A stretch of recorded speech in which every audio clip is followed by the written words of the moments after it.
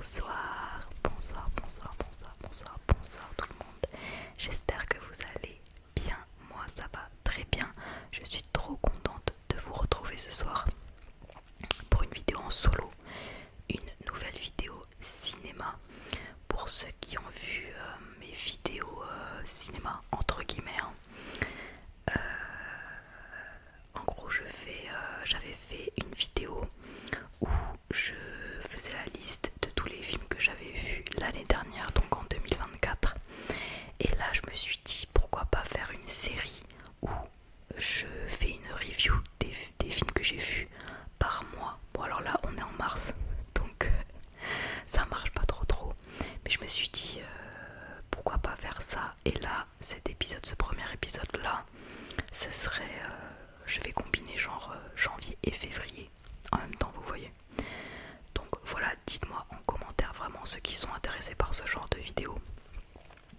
Est-ce que vous préférez que je fasse ça, donc une vidéo tous les mois ou tous les 2 mois, on verra, ou je vous dis mes notes et tout, ou alors une vidéo comme d'habitude à la fin de l'année quoi, enfin au début de l'année prochaine plutôt, ou les deux en fait, peut-être que je peux faire les deux aussi, bref, dites-moi ça en commentaire.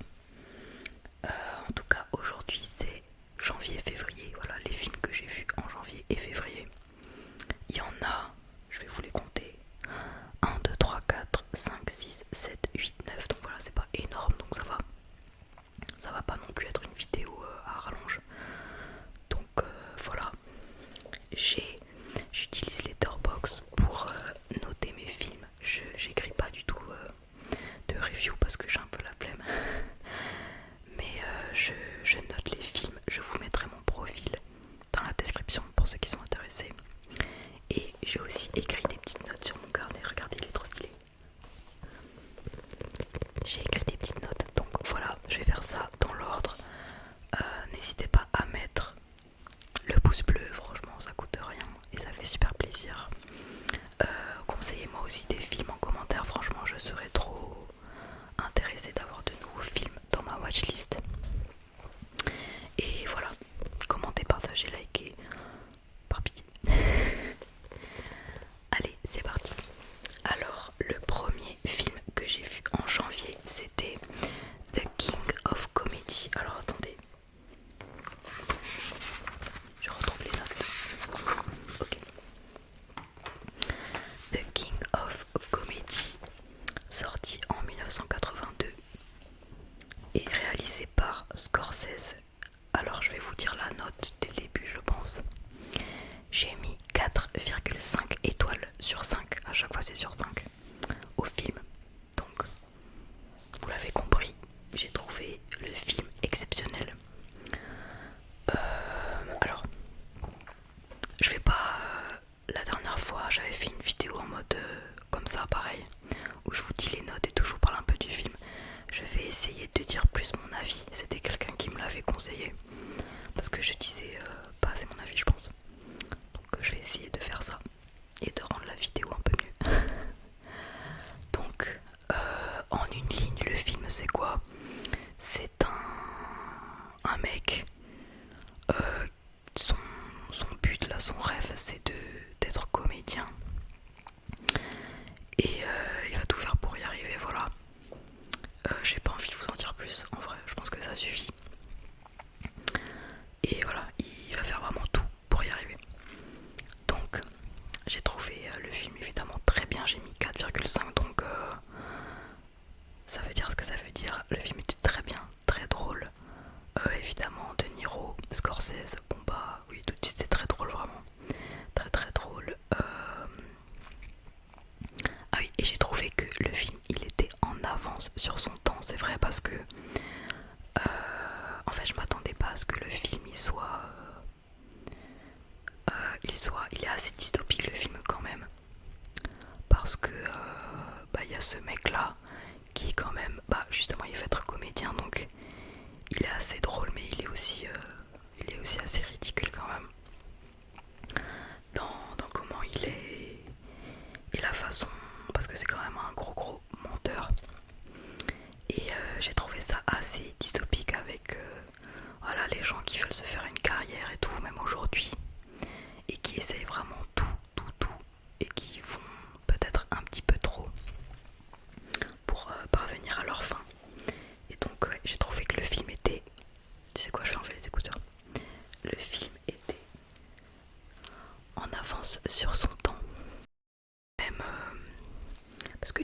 on suit ce mec là.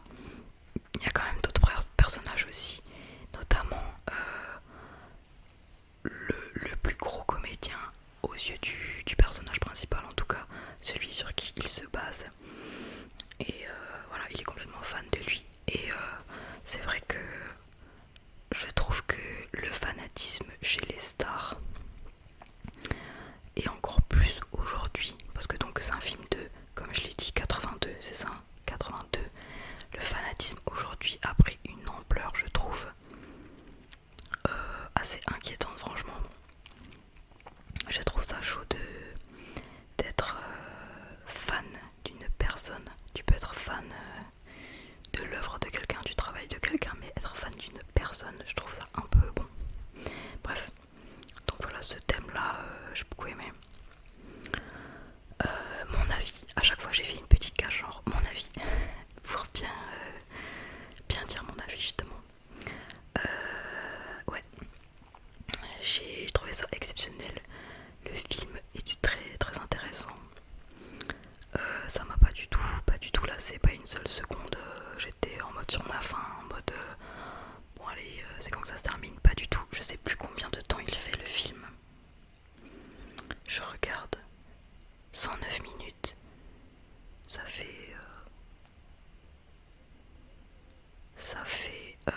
1h50 quoi, presque 2 heures. Donc ouais, c'était franchement en fait, comment on suit le mec, il y a un peu, il y a comment dire il y a une redondance un petit peu parce que voilà, le mec s'accroche quoi, le mec il est là quoi, tu vois. Mais c'était vraiment puis évidemment c'était drôle comme je l'ai dit. Le développement du personnage il était vraiment bien jusqu'à la fin. Et ouais, franchement j'ai trop aimé, je vous le conseille. C'est vrai qu'il y a peut-être des films qui mériteraient un petit trigger warning en mode attention, ceux qui sont un peu jeunes. Bof, celui-là, ça va, je crois que je me rappelle pas qui est de. Bah, c'est un petit peu. Non, ça va, mais quand même. Ok, on passe au suivant. J'ai regardé The Substance, donc qui est sorti. Est-ce qu'il est sorti en début d'année ou alors en fin d'année dernière? Je ne sais plus. Bon, en tout cas, c'est un film très récent, 2024. Qui a été réalisé par Coralie Farja, je crois que c'est son nom. Coralie Farja, je crois que ça se prononce comme ça. Et donc c'est l'histoire en gros d'une femme qui est dans le showbiz un peu, qui fait une émission de danse en mode vous voyez les trucs à la télé, tu reproduis la danse que font les personnes à la télé, bref, je sais plus comment ça s'appelle. Et en gros, vu qu'elle commence à être un petit peu âgée, elle voit bien qu'elle va se faire dégager de la télé et donc une organisation spéciale va pouvoir l'aider à travers comment dire, pas une opération mais comme une expérience quoi, qu'elle va faire elle-même sur elle-même et qui va pouvoir l'aider entre guillemets dans son parcours quoi. Bref, alors là par contre trigger warning pour ceux qui n'aiment pas du tout ce qui est un peu gore. Je ne vous le conseille pas du tout, ceux qui n'aiment pas le sang, voilà, parce que c'est ça, le film il est vraiment très gore, enfin très gore, il est gore. Et le body horror dedans était vraiment super intéressant. Ça faisait très longtemps franchement qu'on n'avait pas eu un film avec des visuels d'aussi bonne qualité en termes de body horror.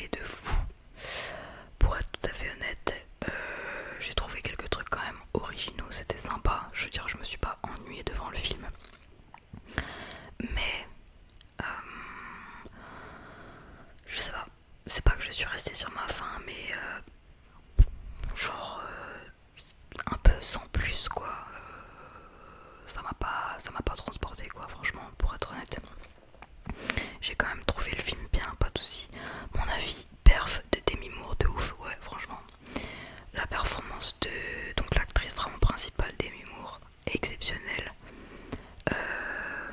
J'ai pas trop envie de vous spoiler, mais ouais, en deuxième partie de film, quand elle est très vieille par exemple, j'ai trouvé ça incroyable.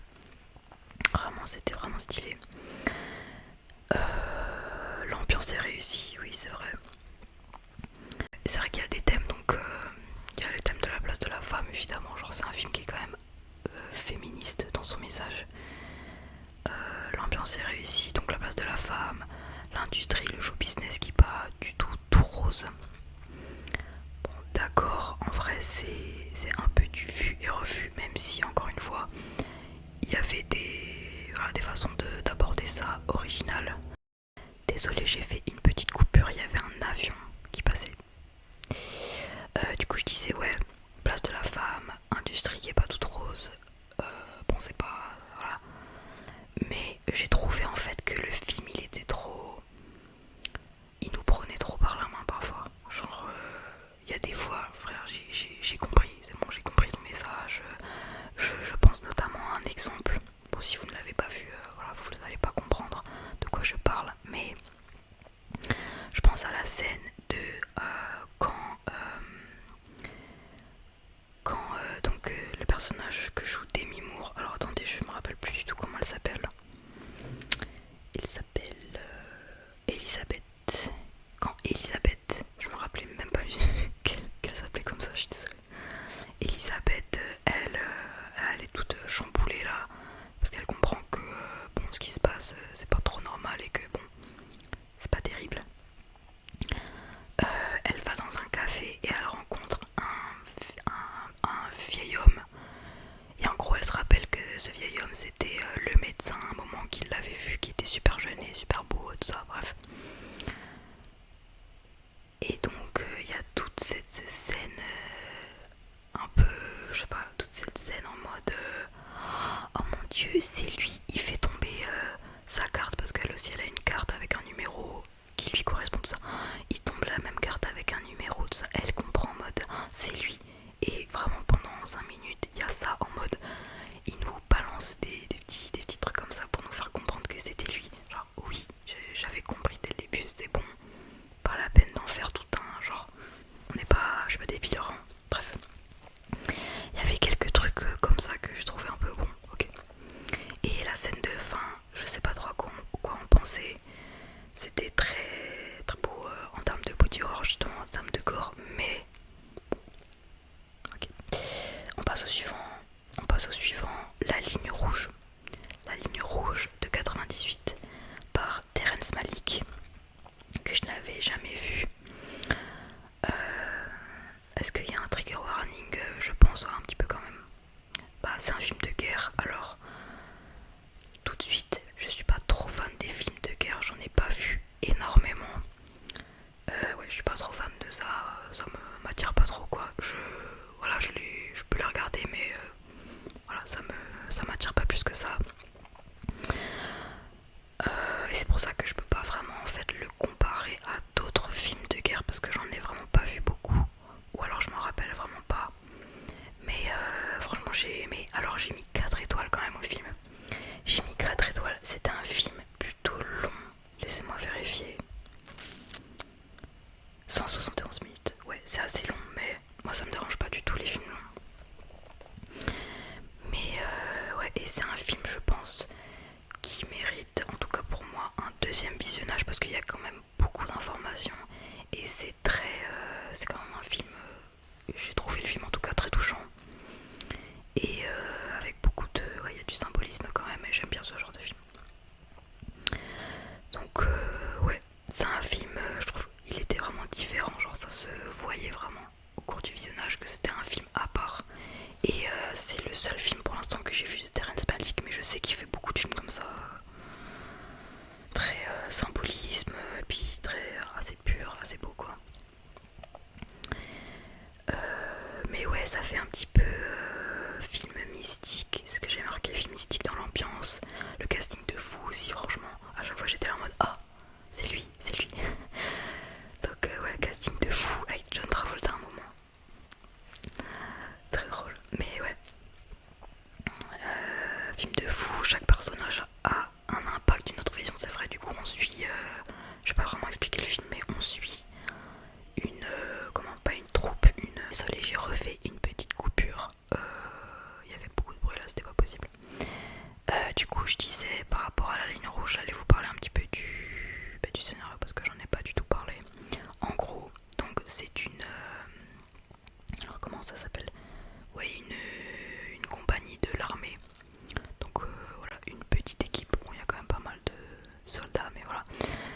pendant la Deuxième Guerre mondiale et en gros ils interviennent, je sais plus exactement dans quel contexte.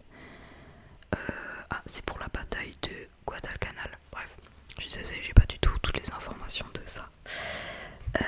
Mais voilà, et du coup on suit ces soldats, en particulier un, mais c'est vrai, j'étais assez surprise. En fait, comment le rythme du récit, le rythme du film, les personnages, comment ça commence et tout, et comment ça se continue. J'étais un peu surpris, genre j'ai pas... je trouve que c'était vraiment très différent.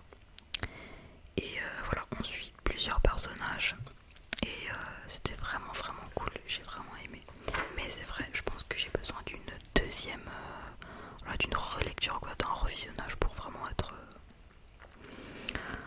parce qu'il y a beaucoup de choses que j'ai pas forcément compris, parce que comme j'ai dit, c'est un film, voilà, c'est un film avec beaucoup de... comment dire, de symbolique, tout ça, donc... ouais, voilà. Voilà mon avis. En général, pas fan des films de guerre, mais j'ai grave aimé la tournure de celui-ci. C'est vraiment original et ouais, le film m'a vraiment tenu en haleine tout le long du film. Alors que ouais, c'est de base pas un genre de film que je kiffe de fou. On enchaîne avec le dernier film de janvier. Donc janvier, j'ai vu 4 films et on termine avec une masterclass, Hit de 95 pardon, par Michael Mann. J'ai mis combien? J'ai mis 4,5 étoiles. Il y avait aussi quelqu'un qui me disait en mode c'est quoi pour toi un film qui a 5 étoiles? Parce que c'est vrai que je mets pas mal de 4,5 et jamais vraiment de 5. En fait pour moi 5 il faut que ça soit déjà un coup de cœur.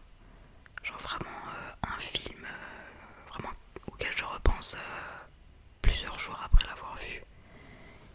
Et ouais, je sais pas, il faut que vraiment que ça me touche au niveau personnel, quoi. Mais voilà, j'ai beaucoup de films et je sais aussi, mes films préférés auxquels je mets coup de cœur et 5 étoiles, c'est pas forcément des films qui ont par exemple une moyenne, parce que par exemple sur Letterboxd, pardon, vous pouvez voir les moyennes des films et tout. Et donc la plupart de mes films préférés, je sais que voilà, c'est pas des films exceptionnels du tout, et que voilà, la plupart des gens c'est pas du tout le cas pour eux, ils ont pas ce feeling pardon, avec le film. Donc bref, j'ai mis 4,5 et la moyenne sur Letterboxd c'est 4,3, donc le premier mot que j'ai écrit, incroyable. Incroyable. Hit, c'est quoi? C'est un film de... voilà, c'est un film de gangster, flic. C'est GTA, quoi. En gros, le film c'est GTA. On suit... on suit un mec, donc voilà, on suit en fait une bande de malfrats, de voleurs, voilà. Des mecs qui volent de la thune.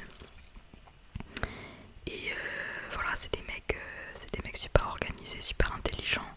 Et en face, on a le flic super intelligent qui veut coincer ces mecs. Donc c'est des mecs super...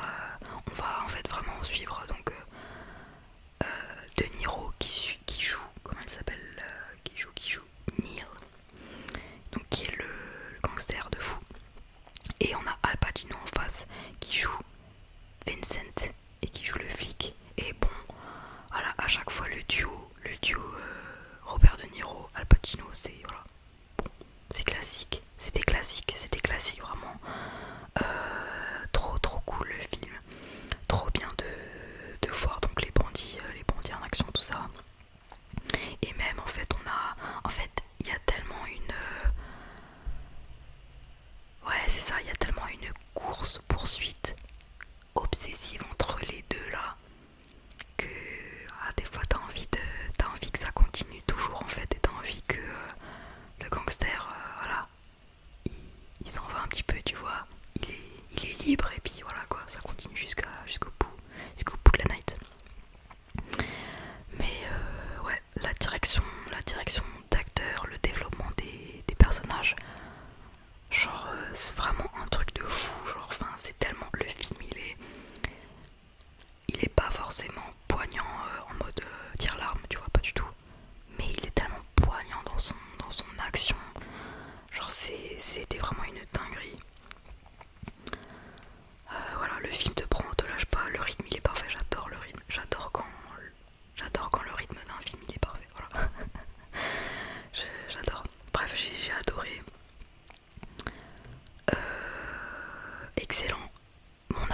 c'était pas encore mon avis ça.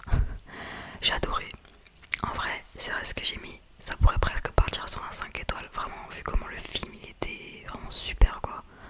Ça pourrait partir sur un 5 étoiles, mais j'ai du mal en fait à lâcher le 5 étoiles. Voilà. Acting de fou, de fou.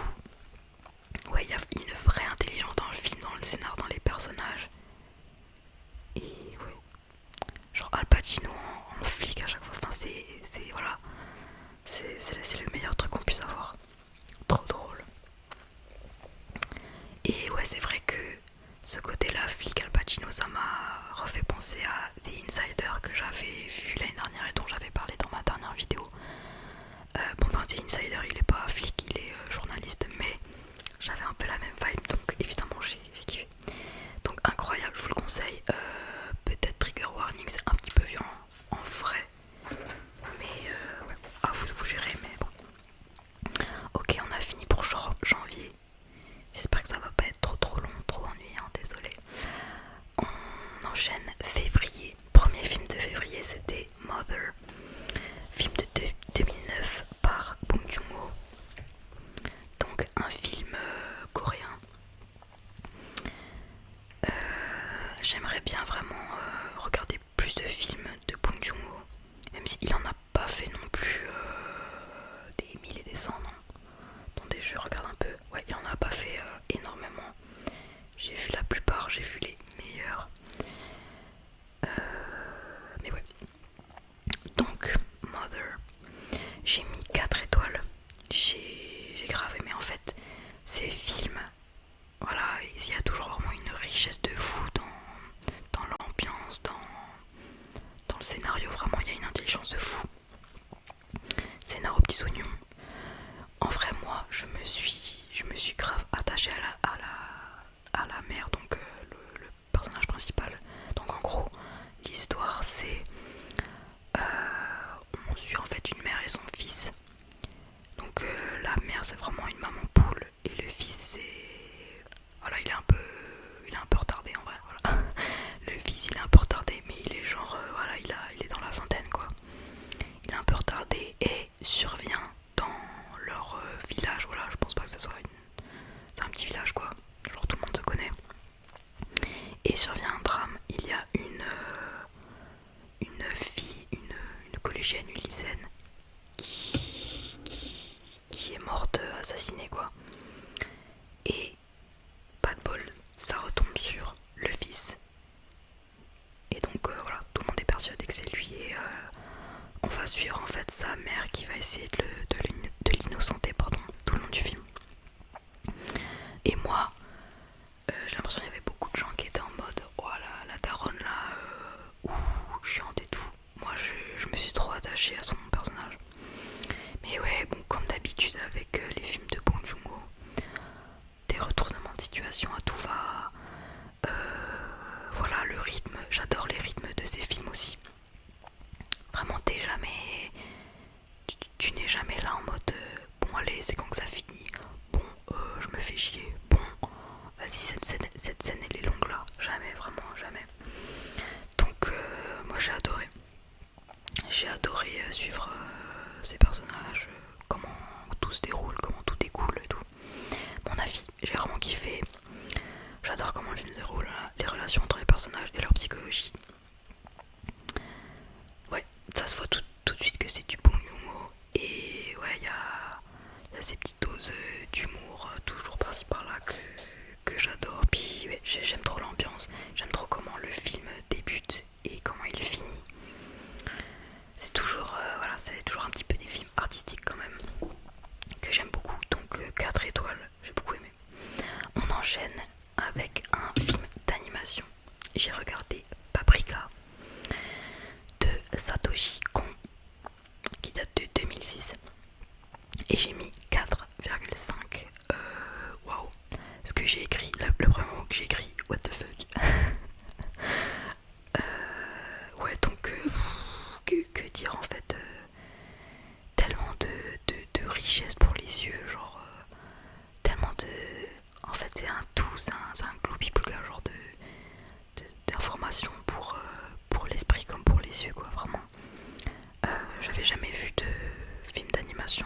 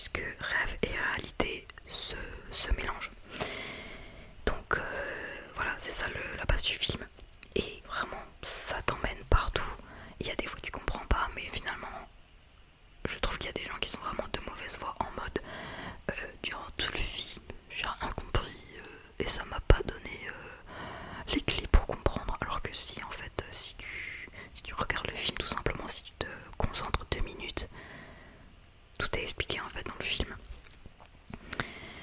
Mais ça te perd quand même et c'est bon de se perdre. Franchement c'était incroyable, la bande son aussi incroyable. Vraiment voilà. Et ouais, genre même si ça te perd, tu peux pas. Enfin, moi personnellement, je pouvais pas décrocher complètement du truc, quoi. C'est tellement happant comme film, comme esthétique, vraiment incroyable. Mon avis, adoré. C'est vrai que c'était moi en termes d'animation, bah évidemment j'adore les studios Ghibli. Vraiment pour moi c'est voilà, c'est des films, les studios Ghibli c'est des films qui me touchent de fou personnellement, que je peux mettre 5 étoiles. Mais Satoshi Kon c'est vraiment autre chose de fou. Enfin c'est waouh, c'était incroyable. C'était vraiment incroyable. Tac tac tac, ouais j'avais jamais vu ça en termes d'animation. Il y a vraiment, ouais, il y a une vibrance dans les couleurs, dans l'esthétisme et tout, mais incroyable quoi. Vibrance, folie, enfin vraiment c'était tellement, je vous jure c'était happant quoi. Un petit peu film et mystique quand même, je trouve. Voilà, film marquant, sensation de fou en le regardant. Franchement, univers de dingue, je trouve que c'était vraiment ça. Bah, c'est ce que j'ai écrit donc forcément. Voilà, et ensuite j'ai enchaîné avec Perfect Blue. Donc Perfect Blue aussi de Satoshi Kon, mais qui est sorti 26 ans auparavant. C'est ça? Ah non, pas du tout, pardon. 13 ans, pardon. 13 ans auparavant, en 97. C'est juste que je m'étais trompée dans la date en fait. Oui, je m'étais trompée. Film de 97, alors je crois que c'est tiré d'une d'une nouvelle que j'ai pas encore lue. En fait, j'aimerais bien la lire, mais à ce qui paraît, c'est pas fou. Bref, j'ai mis 5 étoiles plus coup de cœur. Ouais, franchement, ouais. J'ai encore plus aimé que Rika. Ouais, vraiment, coup de cœur pour moi, c'est un chef de fou. Genre, en fait, voilà, il était sur ma watchlist depuis longtemps. J'en ai beaucoup entendu parler, même si. Et c'est ce que j'aime bien. Je crois que je l'ai déjà dit ça dans ma vidéo précédente. Ce que j'aime bien avec. Enfin, comment je regarde les films, tout ça. Je ne suis absolument spoilée de rien. Genre, vraiment, je ne sais même pas de quoi le film parle. Pour moi, regarder des trailers, c'est une purge, vraiment. Je déteste ça. Donc vraiment, quand je regarde un film, j'y vais avec le moins d'indices sur ce qui va se passer possible. Et c'était le cas pour tous les films que j'ai vus finalement. Donc Perfect Blue, je connaissais vraiment vite fait l'histoire, mais c'est tout. Donc j'y suis vraiment allée voilà, totalement aveugle. Et ouais, j'adore, en fait j'adore. Et c'était aussi le cas avec Paprika. J'adore cette sensation d'être complètement perdu, genre de pas comprendre ce qui se passe. Et d'être en mode ah d'accord c'était ça. Et au final juste après tu te rends compte en mode ah bah non en fait mais c'est quoi en fait. Et du coup tout le long du film vraiment c'est ça. Et j'adore cette sensation. Vraiment t'es retourné dans tous les sens. C'est un film assez dur à regarder je trouve quand même au niveau des thèmes pardon, qui sont abordés. C'est un film assez lourd, enfin il est très lourd d'ambiance, il est lourd de plein de choses, genre vraiment. Et ouais, c'est un truc qui a l'air de revenir beaucoup dans ces films à Satoshi Kon, et j'aimerais bien en voir d'autres encore. Ce truc d'être complètement perdu, être dans une boucle, bref. Excellent. Et c'est vrai que après je suis pas du tout une référence et puis j'ai pas vu énormément de films d'animation, mais c'est quand même plutôt rare les films d'animation qui portent autant sur la psychose mentale, enfin en tout cas le mental, la psychologie, et j'ai adoré. Mon avis,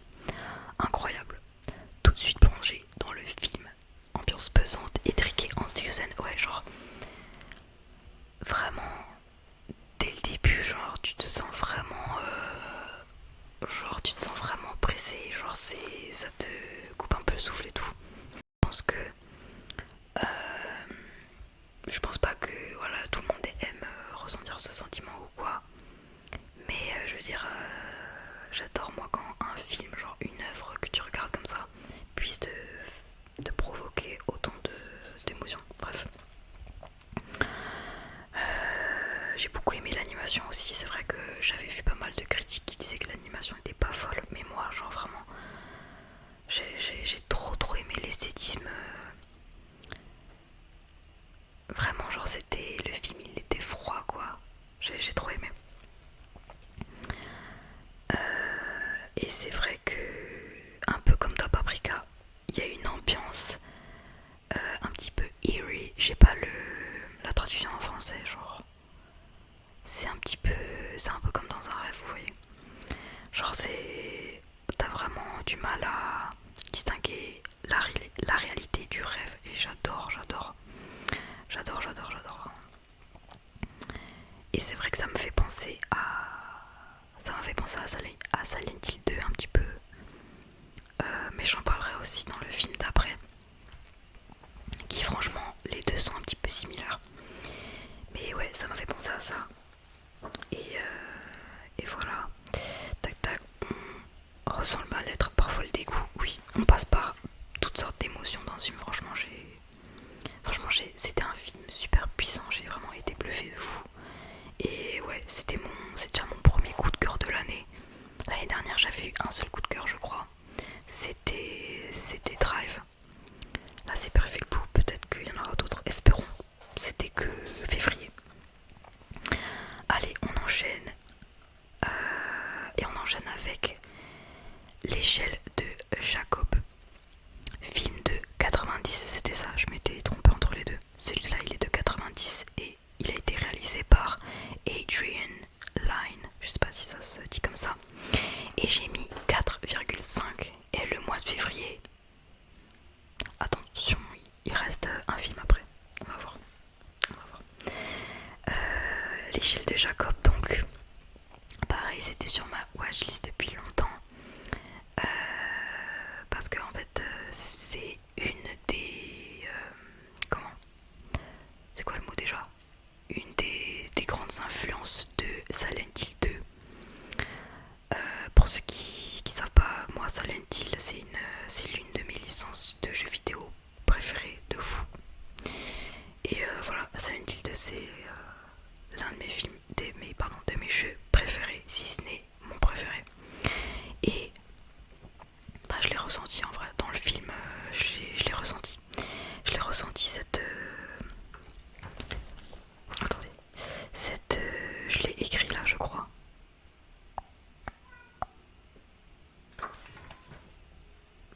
Inspiration, voilà. Je l'ai dit ou pas, je sais plus. Bref, ça se ressent de fou. Alors, l'histoire, en gros, on suit un homme qui est un vétéran, c'est ça? Voilà, qui est un vétéran de la guerre du Vietnam. Et donc voilà, en fait, il a des PTSD et il a des hallucinations, tout ça quoi. Genre il est trauma, il est vraiment trauma. Et voilà, tout le film c'est ça. Et en fait c'était un peu comme Perfect Blue. On a cette sensation d'être étriqué, de pas être dans la réalité, d'être dans un rêve. Et j'adore. J'ai mis 4,5 comme je vous l'ai dit. Voilà, encore un film avec une ambiance incroyable, cette sensation de flou, d'être perdu et ouais, de pas forcément délier le rêve de la réalité. Et j'adore. Et c'est fou que les deux films, que Perfect Blue et celui-là, soient si similaires et tout. C'était marrant. Enfin, pas marrant, mais bref. Et donc oui, une des inspirations pour Silent Hill 2, et ça se voit aussi bien dans le scénario que dans l'esthétisme en fait. Je pensais pas du tout, je pensais que c'était vraiment juste au niveau du scénario, mais non. Il y a plein de moments, il y a des décors, il y a des monstres qui font penser, donc ouais.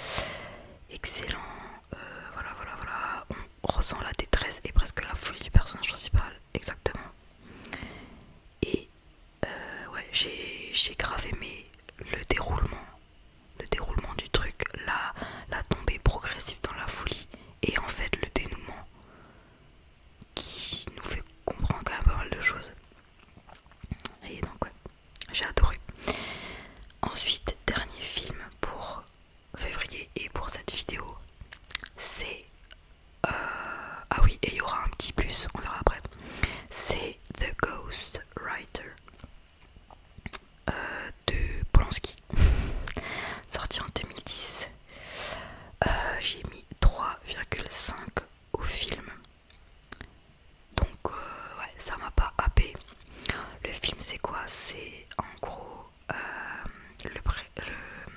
le premier ministre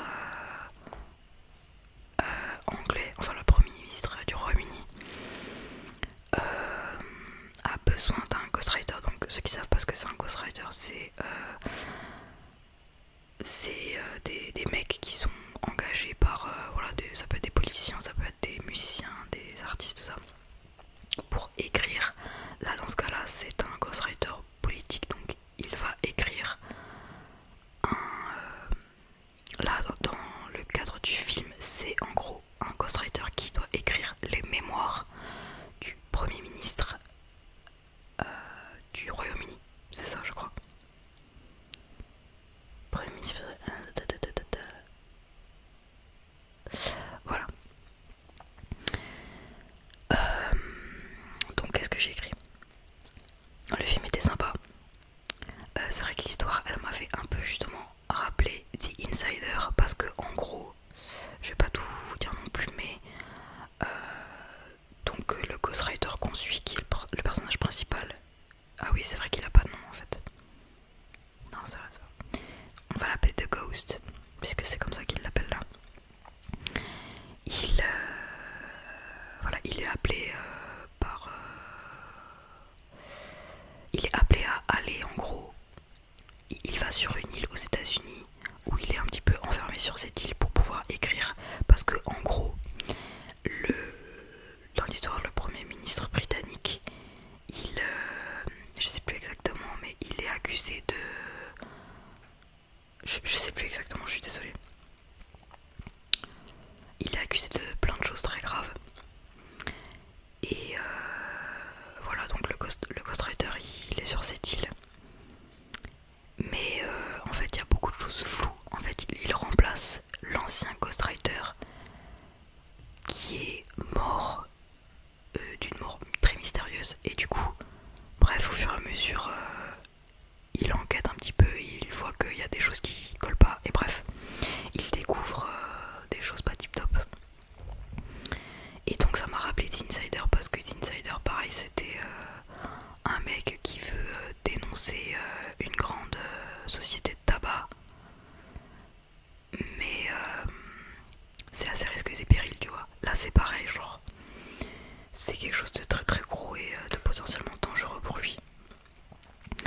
Et donc, mais ouais, c'était par contre vraiment pas, je trouve, au même niveau que The Insider, que j'avais beaucoup aimé. C'était vraiment pas au même niveau. Ouais, j'ai été très surprise de comment le film il commence. C'était super expéditif. Bon, alors en général, comme je vous ai dit, j'aime bien quand le rythme il est, tu vois, il est bien quoi. Mais là, c'était, je sais pas, genre ça allait très vite, genre. C'est pas qu'on avait pas toutes les informations, mais je sais pas, c'était un peu rapido. Voilà, mon avis, le film il m'a pas transporté, je vais pas vous mentir, mais c'était quand même pas mal. Ouais, en fait, je sais pas vraiment quoi dire. Je pourrais pas vous dire vraiment que l'ambiance est ok, tu vois, mais ça m'a pas transporté. C'était un bon divertissement. L'acting, il était très bien, il était cool, il était bien. Mais sans plus quoi. Pour moi, désolé si c'est votre film préféré, mais pour moi c'était un film, tu vois, sans identité un peu, tu vois. Mais j'ai bien aimé la fin. Fin un petit peu, tu vois, qui te surprend. Ouais, c'était ok. C'était le dernier film, mais je mets un petit plus. On a revu Parasite, donc de Bong Joon-ho. On a revu Parasite, alors c'est un film que j'avais déjà vu 2 fois, donc en soi je l'ai pas renoté parce que voilà, je l'ai déjà vu, je le connais. Mais je vais quand même en parler vite fait. Moi je le note 5 étoiles. Voilà, si vous l'avez pas vu, voilà, c'est Bong Joon-ho quoi. Voilà, c'est comme Mother. Le scénario il est incroyable. Retournement de situation. Le rythme de fou, genre j'adore, classique. Ouais, le succès est justifié, franchement, je sais plus combien il a sur Letterboxd en moyenne. Mais ouais, c'est un film de 2019 il me semble, hein. Ouais. Donc il est quand même toujours récent. Il a 4,5 de moyenne, c'est énorme. Direction d'acteur, parfait, genre. Ouais, le film est classique, je vais pas vous dire plus parce que voilà. En soi c'est pas un film dont je devrais parler, mais juste voilà, on l'a revu encore une fois. Et ouais, bah incroyable, incroyable, incroyable. Et voilà, c'est enfin terminé. Je crois que la vidéo est un peu longue. Mais ouais, c'était 2 mois, dites-vous, donc voilà, j'espère que ça vous aura plu. Dites-moi en commentaire, dites-moi tout. Est-ce que vous avez déjà vu les films dont je viens de parler? Est-ce que ça vous a donné envie de les voir? Donnez-moi aussi des recommandations, franchement. Je serais ravie de les ajouter à ma watchlist. Et ouais, n'oubliez pas le petit like, n'oubliez pas de vous abonner si c'est pas déjà fait. Comme je vous ai dit, je vais essayer de faire une vidéo par mois où je récapitule ce que j'ai vu pendant le mois. Dites-moi si c'est une bonne idée, si ça vous plaît. Et voilà, je vais chercher la petite liste. Je trouve pas pourquoi ce n'est plus là. 2 petites secondes, je vais chercher la petite liste des membres de la chaîne.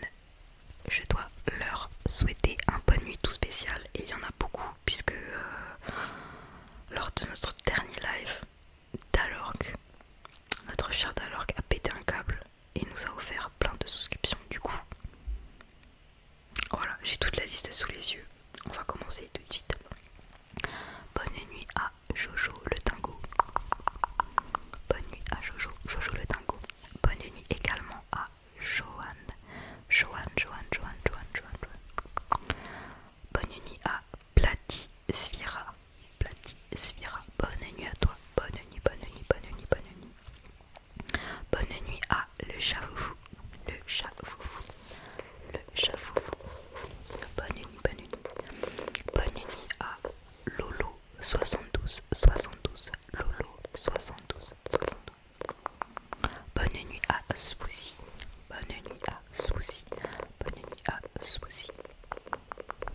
Bonne nuit à Ryan. Bonne nuit à toi. Et bonne nuit à Code the Kyrie. Code the Kyrie.